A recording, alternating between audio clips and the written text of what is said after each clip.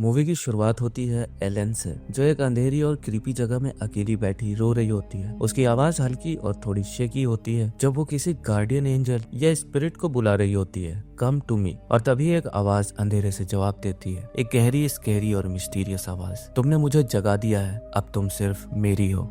Elon बिना किसी resistance के अपने आप को उस एंटिटी के हवाले कर देती है। अगले ही पल वो किसी और ही दुनिया में पहुंच जाती है, एक अजीब सी दुनिया जहां वो और वो एंटिटी इंटीमेट होने लगते हैं। लेकिन कुछ सेकंड्स में ही एंटिटी की शक्ल एक हॉरर मॉन्स्टर में बदल जाती है। एलन का शरीर अनकंट्रोलेबली शेक करने लगता है, जैसे उस पर किसी का कंट्रोल हो, और फिर वो एकदम से चिल्लाती है और अपने बेडरूम से उठती है। 1838 विस्बर्ग, जर्मनी। एलन और उसका हस्बैंड थॉमस एक नए शादीशुदा कपल है। दोनों एक दूसरे से बहुत प्यार करते हैं। थॉमस एक रियल एस्टेट एजेंसी में काम करता है, जहां उसका एक इम्पोर्टेंट क्लाइंट होता है, काउंट ऑरलॉक। काउंट ऑरलॉक एक अजीब इंसान है। उसे विस्बर्ग में एक घर चाहिए क्योंकि वो अब अपनी रिटायरमेंट पीसफुली गुजारना चाहता है। एजेंसी थॉमस को 6 वीक्स के लिए ट्रांसिल्वेनिया भेज देती है ताकि वो ये डील फाइनलाइज कर सके। थॉमस पहले मना करना चाहता है, वो एलन को इतने दिन अकेला नहीं छोड़ना चाहता, लेकिन उसके बॉस का कहना था कि ये डील उसकी जॉब सिक्योर करने के लिए बहुत जरूरी है। जब वो एलन को ये न्यूज बताता है तो एलन का चेहरा एकदम सर्द पड़ जाता है। उसका कहना था, मुझे एक अजीब सा फील हो रहा है, जैसे अगर तुम गए तो कुछ बहुत बुरा होने वाला है। और सच बोलूं तो एलन रोज रात को अजीब हॉरिफाइंग नाइटमेयर्स देख रही थी। हर रात एक शैडो उसे बुलाता था, एक आवाज उसके सबकॉन्शियस में गूंजती थी। लेकिन थॉमस उसे समझाता है, बस एक डील है, इससे मिलने वाले पैसे से हम अपने सपनों का घर खरीद सकेंगे। एलन बस एक ही बात कहती है, मुझे पैसे नहीं चाहिए, मुझे तुम चाहिए। लेकिन थॉमस को अपनी जॉब का भी तो सोचना था। आखिर थॉमस एलन को अपने दोस्त फ्रेडरिच और उसके वाइफ एना के पास छोड़ देता है, जिनके 2 छोटियां बेटी भी होती है। एलन वही उनके साथ 6 वीक तक रहने लगती है। जाने से पहले एलन थॉमस को एक नेकलेस देती है जिसमें एक छोटा सा हार्ट शेप्ड लॉकेट होता है, और उस लॉकेट में एलन अपने बाल का एक छोटा सा टुकड़ा रख देती है ताकि हमेशा उसका एक पार्ट थॉमस के साथ रहे। थॉमस ट्रांसिल्वेनिया के लिए निकल पड़ता है, लेकिन उसे अंदाजा भी नहीं था ये सफर उसकी जिंदगी का सबसे बड़ा, कभी ना खत्म होने वाला नाइटमेयर बनने वाला है। वहीं दूसरी तरफ एक नेकेड आदमी एक बड़े पेंटाग्राम के बीच बैठा होता है, एक डार्क और क्रीपी रिचुअल करते हुए। उसके हाथ में एक पुरानी किताब होती है जिसमें वो कुछ इनक्रेव कर रहा होता है, जैसे किसी ब्लैक मैजिक का हिस्सा हो। वो अपने लॉर्ड को याद करता है और उसे समन करने की कोशिश करता है। अब ये आदमी कौन है ये तो आगे जानने को मिलेगा, लेकिन फिलहाल स्टोरी शिफ्ट होती है थॉमस की तरफ, जो अपनी सफर का एक और पड़ाव पार करके एक छोटे से बर्फ से ढके गांव पहुंचता है। यहाँ थॉमस लोकल विलेजर्स को एक अजीब सा फोक डांस करते हुए देखता है, जैसे किसी एंशिएंट ट्रेडिशन या रिचुअल का हिस्सा हो। जब वो गांव के लीडर से मिलता है तो वो उससे सिर्फ एक रात स्टे करने की रिक्वेस्ट करता है, क्योंकि अगले दिन उसे काउंट ऑरलॉक के कासल जाना है। जैसे ही थॉमस काउंट ऑरलॉक का नाम लेता है, पूरे गाँव में एक अजीब सा सन्नाटा छा जाता है। लीडर गुस्से में कहता है, यहाँ उसका नाम मत लो, वो एक शैतान है। बाकी विलेजर्स भी थॉमस को वार्न करते हैं कि उसे काउंट ऑरलॉक के पास नहीं जाना चाहिए, बल्कि सीधा अपने घर लौट जाना चाहिए। लेकिन थॉमस उनकी बात इग्नोर करता है। उसे गांव में एक और अजीब चीज दिखाई देती है। लोग घरों के बाहर गार्लिक लटका रहे होते हैं और एक बुढ़िया उसके लिए प्रे कर रही होती है। वो कहती है, ऑरलॉक की परछाई पड़ने से ही लोगों को बुरे सपने आने लगते हैं। यानी कि पूरे गांव में काउंट ऑरलॉक का इतना डर था कि लोग उसका नाम तक लेना नहीं चाहते थे। रात होती है और थॉमस अपने कोट में सो रहा था, लेकिन अचानक से उसकी नींद खुलती है और वो देखता है कि बाहर एक अजीब सी परेड चल रही है। एक नग्न लड़की एक घोड़े पे बैठी होती है और कुछ लोग उसे लेकर जा रहे होते हैं। आगे एक लीडर एक कब्र खोदकर एक मुर्दे के दिल में तीर मार देता है और उसके मुंह से खून निकलने लगता है। और तभी थॉमस की आंख खुल जाती है। वो समझ नहीं पाता ये सब रियल था या एक और नाइटमेयर। अगली सुबह जब थॉमस गांव में निकलता है तो एक शॉकिंग चीज होती है, पूरा गांव ही गायब हो चुका था। एक भी इंसान नहीं, जैसे सब हवा में उड़ गए हो। थॉमस को ये सब अजीब लगता है, लेकिन वो अपनी जर्नी कंटिन्यू करता है। बर्फ के रास्ते पार करने के बाद एक जगह रुकता है, तभी एक तेजी से भागते हुए घोड़े की गाड़ी उसके सामने आ जाती है। वो मुश्किल से बचता है, लेकिन उसे समझ आता है कि ये हॉर्स कार्ट उसे लेने आई है। थॉमस बिना सोचे उस हॉर्स कार्ट में बैठ जाता है और ये घोड़ा गाड़ी उसे ले जाती है एक डरावने कासल की तरफ। कासल के अंदर काउंट ऑरलॉक का इंतजार खत्म होता है। अंधेरे में वो एक छाया जैसा दिख रहा होता है। उसकी प्रेजेंस ही इतनी टेरिफाइंग होती है कि थॉमस का दिल तेज धड़कने लगता है। काउंट ऑरलॉक बहुत रूड टोन में थॉमस से कहता है, तुम काफी लेट आए हो, आज से तुम मुझे काउंट नहीं माय लॉर्ड कहकर बुलाओगे। थॉमस शॉक में होता है, लेकिन ऑरलॉक उसे डिनर ऑफर करता है। डिनर के दौरान थॉमस एक ब्रेड का टुकड़ा तोड़ता है और उसका हाथ हल्का सा कट हो जाता है। ऑरलॉक की आंखें एकदम बदल जाती है। वो कहता है आओ मैं तुम्हारी पट्टी कर देता हूँ, लेकिन थॉमस काउंट ऑरलॉक की बॉडी लैंग्वेज से इतना डर जाता है कि वो वहीं पे बेहोश हो जाता है। इस सीन में ऑरलॉक का चेहरा प्रॉपरली नहीं दिखाया जाता, लेकिन अंधेरे से उसकी टेरिफाइंग प्रेजेंस महसूस होती है। दूसरी तरफ विस्बॉर्ग में एलन और एना बच्चों को लेकर वॉक पर जा रही होती है। यहाँ हम देखते हैं कि एलन एक बहुत इनोसेंट और सेंसिटिव लड़की है, जैसे एक बच्चे की तरह। कासल में थॉमस की आंख खुलती है, लेकिन काउंट ऑरलॉक कहीं नहीं होता। थॉमस कासल में इधर उधर घूमने लगता है, तभी एक बड़े मिरर के सामने आता है और मिरर में एक अजीब सा रिफ्लेक्शन दिखाई देता है। उसी रात काउंट ऑरलॉक एक अजीब और अनजान लैंग्वेज में कुछ डॉक्यूमेंट्स लिख रहा होता है। उसके चेहरे पे एक सिनिस्टर से मुस्कुराहट होती है। फिर वो थॉमस से कहता है कि डॉक्यूमेंट्स पर साइन कर दो। थॉमस थोड़ा हेसिटेट करता है और पूछता है ये किस भाषा में लिखा है। ऑरलॉक एक ठंडे लेकिन गजब के इंटेंस टोन में कहता है ये मेरे एंसेस्टर्स की लैंग्वेज है। इसमें लिखा है कि मैं तुम्हारी एजेंसी के थ्रू ये घर ऑफिशियली खरीद रहा हूँ। थॉमस का मन नहीं था साइन करने का, लेकिन एक तो ऑरलॉक का प्रेजेंस इतना टेरिफाइंग था, ऊपर से अपने कमीशन का भी सोच रहा था। उसके हाथ हल्के से कांप रहे थे, लेकिन उसने बिना कुछ बोले डॉक्यूमेंट साइन कर दिए। और तभी ऑरलॉक उसे एलन का दिया हुआ लॉकेट मांगता है। थॉमस पहले लॉकेट दिखाता है, लेकिन ऑरलॉक उसे वापस ही नहीं करता। इंस्टेड ऑरलॉक एक पाउच में कुछ प्योर गोल्ड कॉइन्स निकालता है और थॉमस के सामने रख देता है। ये कमीशन समझो। थॉमस थोड़ा शॉक में था। उसके मन में एक अजीब सा डर था। वो तुरंत कहने लगा मैं अब यहाँ से वापस जाना चाहता हूँ और मेरा लॉकेट भी वापस करो। लेकिन तभी उसकी आंख खुल जाती है। क्या ये सपना था या ये सब असली में हो चुका था? थॉमस कंफ्यूज्ड और अनईजी फील कर रहा था। उसका सर दुख रहा था जैसे वो किसी ट्रांस से उठाओ। जब वो अपनी शर्ट हटाता है तो उसके सीने पे 2 दांतों के निशान होते हैं, एक वैम्पायरिक बाइट, जैसे किसी वैम्पायर ने बाइट किया हो। अब थॉमस पूरे तरीके से डर चुका था। उसे समझ नहीं आ रहा था कि ये कोई इल्यूजन था या सचमुच काउंट ऑरलॉक ने उस पर अटैक किया था। उसके साथ ये सब हो क्या रहा था? थॉमस डर के भागने लगता है। उसे बस ये कासल छोड़ना था। वो मेन गेट खोलने की कोशिश करता है, लेकिन गेट लॉक्ड होता है। फ्रस्ट्रेटेड होकर वो शवल उठाता है और बेसमेंट का एक पुराना दरवाजा तोड़ के अंदर चला जाता है। बेसमेंट में बहुत ठंडी हवा थी और तभी उसकी आंखों के सामने एक कॉफिन पड़ा मिलता है। थॉमस का दिल तेज धड़कने लगता है। वो धीरे से कॉफिन खोलता है और अंदर जो देखता है उससे उसका खून जम जाता है। कॉफिन के अंदर काउंट ऑरलॉक लेटा होता है, लेकिन उसका शरीर एक सर छुपा राज जैसा लग रहा था, जैसे उसका मांस गल चुका हो। थॉमस होश में आने से पहले एक एक्स उठाता है ताकि वो ऑरलॉक को मार सके, लेकिन जैसे ही वो एक्स चलाने लगता है ऑरलॉक की आंखें खुल जाती है। उसका चेहरा सफेद भयानक नाइटमेयर जैसा दिख रहा था। थॉमस चिल्लाता है और वहीं से भाग खड़ा होता है। वहीं दूसरी तरफ ऑरलॉक एलन का लॉकेट उठाता है और लैटिन में कुछ डार्क चैंटिंग बोलता है, तुम्हारा हस्बैंड अब मेरा है, अब तुम सिर्फ मेरे सपने देखोगी।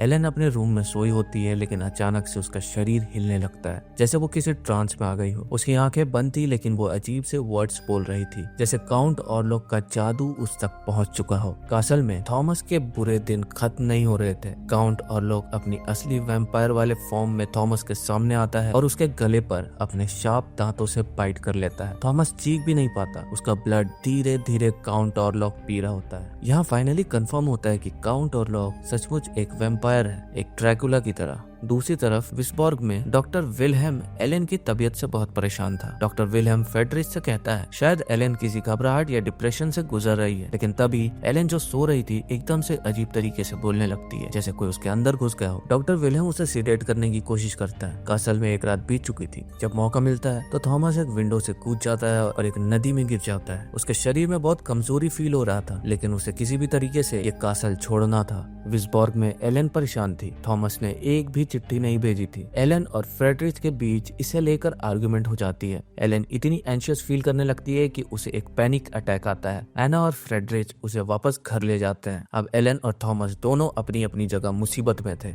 एलन साइकोलॉजिकल और थॉमस सुपरनैचुरल डेंजर में। वहीं दूसरी तरफ डॉक्टर विलहेम को एक और अजीब केस मिलता है, जो वही आदमी था जो शुरू में रिचुअल्स कर रहा था। डॉक्टर का असिस्टेंट उसे जेल में चेक करने जाता है, लेकिन पूरे सेल में अजीब अजीब सिंबल्स और ड्राइंग्स बने होते हैं। वो आदमी जोर से हंस रहा होता है जैसे उसके अंदर एक जुनून सवार हो। उसका नाम था नॉक। और तभी एक और टेरिफाइंग सीन होता है। नॉक एक जिंदा कबूतर को अपनी दांतों से तोड़कर खा जाता है। डॉक्टर विलहेम शॉक्ड रहता है। नॉक सिर्फ एक ही नाम बोल रहा था, मेरा मास्टर आ रहा है, और उसका मास्टर कोई और नहीं काउंट ऑरलॉक ही था। नॉक डॉक्टर पर अटैक कर देता है। अब हमें समझ आता है कि नॉक खुद एक वैम्पायर नहीं था, लेकिन काउंट ऑरलॉक का एक वफादार सर्वेंट था जो उसके लिए लोगों को कंट्रोल कर रहा था। और सबसे डरावनी बात ये थी कि नॉक को पहले से पता था था काउंट और लॉक विस्बॉर्ग में एंटर होने वाला है, वहीं एलन का पोजीशन और ज्यादा बढ़ने लगता है। उसकी हालत देखकर डॉक्टर विलियम कंक्लूड करता है कि हमें उसे प्रोफेसर फ्रांस के पास ले जाना पड़ेगा, जो कि लोगों की मेंटल इलनेस और सुपरनैचुरल केसेस में एक्सपर्ट है। फ्रेडरिच और विलियम एलन को लेकर प्रोफेसर फ्रांस के पास जाते हैं। दूसरी तरफ थॉमस एक नदी के किनारे बेहोश पड़ा मिलता है। कुछ लोकल नेटिव लोग उसे उठाकर अपने कैंप में ले जाते हैं। ये नेटिव लोग एक अलग ही भाषा में बात करते हैं और थॉमस पर कुछ स्पिरिचुअल हीलिंग रिचुअल्स करते हैं। उसके जख्मों पर मलहम लगाते हैं। धीरे धीरे थॉमस को होश आता है। एक बुढ़िया उसके पास आकर कहती है, तुम उसकी परछाई की गिरफ्त में आ चुके हो, अब तुम कहीं और नहीं जा सकते। थॉमस का चेहरा एकदम सीरियस हो जाता है। मुझे जाना ही होगा। मेरे और एलन के बीच एक अनजानी टोरी है और काउंट और लॉक की नजर उस पर है। लोकल नेटिव्स उसे बार बार वार्न करते हैं कि वो वापस ना जाए, लेकिन थॉमस उनकी बात नहीं सुनता। वो एक घोड़े पर चढ़ता है और सीधा विस्बॉर्ग के लिए निकल पड़ता है। अब हम देखते हैं काउंट और लॉक भी विस्बॉर्ग के सफर पर है, लेकिन एक शिप के अंदर। वो अपने कॉफिन में छुपा बैठा था और उसका एक ही मकसद है, एलन को पाना। शिप पर एक और अजीब चीज होती है। शिप के अंदर हर जगह से रैट्स निकलने लगते हैं। ये रात के अंधेरे में मुर्दों के कब्रों से आए थे और धीरे धीरे पूरे शिप को प्लेग इन्फेस्टेड बना रहे थे। यानी जहाँ भी काउंट और लॉक जाता था वहाँ तबाही मच जाती थी। न कि सिर्फ वो इंसान का खून पीता है, बल्कि अपने साथ बीमारियां भी ले आता है। शिप के एक एक क्रू मेंबर बीमार होने लगते हैं। सब प्लेग से मर रहे होते हैं। एक क्रू मेंबर को समझ आता है कि ये प्लेग कहाँ से आ रहा है। वो शिप के कार्गो एरिया में एक कब्र खोलकर देखता है, लेकिन जैसे ही वो कब्र खोलता है, काउंट और लॉक उसके सामने आ जाता है और उसे तुरंत मार डालता है। अब ये शिप एक लाशों से भरी मौत की सफर बन चुकी थी। विस्बॉर्ग में डॉक्टर विलहेम और फ्रेडरिच प्रोफेसर फ्रांस से मिलते हैं। प्रोफेसर फ्रांस एलन को देखता है, जिसे रिबन से बांध कर रखा गया है ताकि वो अपना नुकसान ना कर सके। लेकिन जैसे ही प्रोफेसर उसे देखते हैं, वो उसे प्यार से समझाते हैं। एलन रोती है और कहती है, कभी कभी लगता है मेरी सोल इस दुनिया को छोड़कर कहीं और चली जाती है। उसके वर्ड सुनकर प्रोफेसर फ्रांस और भी ज्यादा क्यूरियस हो जाता है। एलन कन्फेस करता है कि उसमें साइकिक एबिलिटीज हैं। उसे फ्यूचर में होने वाली चीजें पहले से महसूस हो जाती है और उसके ड्रीम्स और भी ज्यादा हॉरिफाइंग होने लगते हैं। एलन भी ये कहती है, पहले मैं बहुत अकेली महसूस करती थी, लेकिन जब से थॉमस मेरी लाइफ में आया, मेरी दुनिया प्यार और खुशियों से भर गई। पर अब मुझे लगता है जैसे सब कुछ खत्म होने वाला है। प्रोफेसर फ्रांस उसकी हालत एनालाइज करता है और एक शॉकिंग टेस्ट करता है। वो एलन के हाथ पर एक छोटी सी पिन चुभाता है, लेकिन एलन रिएक्ट ही नहीं करती। मतलब एलन का सोल अभी इस दुनिया में है ही नहीं, वो एक दूसरी रियलिटी में एग्जिस्ट कर रही है। प्रोफेसर का कंक्लूजन क्लियर होता है, एलन को मेंटल इलनेस नहीं है, बल्कि उस पे किसी इवल एंटिटी का पोजीशन हो चुका है। लेकिन फ्रेडरिच और एना को लगता है कि प्रोफेसर की बात गलत है। उनका कहना था कि एलन सिर्फ इस वजह से परेशान है क्योंकि उसका पति थॉमस उससे दूर है। लेकिन उस रात एक और अजीब चीज होती है। एलन अचानक उठती है, बिना किसी कंट्रोल के भागती है और घर के गेट तक पहुंचती है और वहाँ थॉमस बेहोश पड़ा होता है। थॉमस वापस आ चुका था, लेकिन एक बीमार और टॉर्चर्ड स्टेट में। और तभी सबको समझ आता है कि काउंट और लॉक की शिप भी विस्बॉर्ग पहुंच चुकी थी।